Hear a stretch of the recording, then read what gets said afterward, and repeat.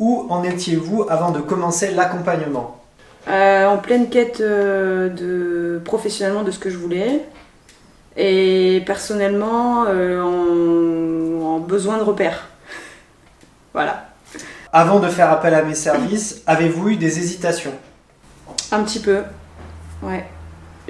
D'où l'essai qui était pas mal.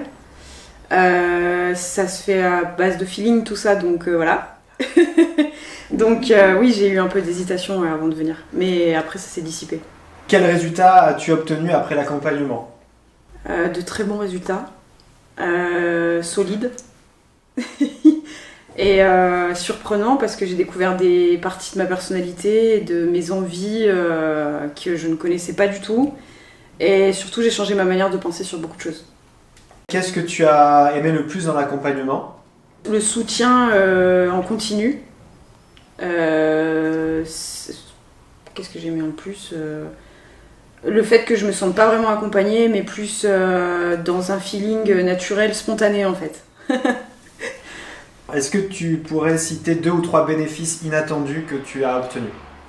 Une révélation sur la partie artistique, le fait que j'ai compris que j'adorais la peinture en fait, chose que j'aurais jamais soupçonnée je pense en venant, enfin peut-être plus tard, ou voilà, mais pas comme ça. Et en termes d'habitude à changer, de pensée à changer, voilà.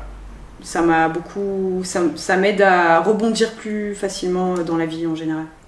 Est-ce que tu pourrais dire à une autre personne qui hésite à commencer un accompagnement avec moi, qu'est-ce que tu pourrais lui conseiller? De sauter le pas en fait, parce qu'au début c'est pas simple, on sait pas trop à quelle sauce en fait manger. En plus le mot coaching, enfin voilà, on n'a pas l'habitude d'être boosté et tout, mais en fait c'est pour notre bien.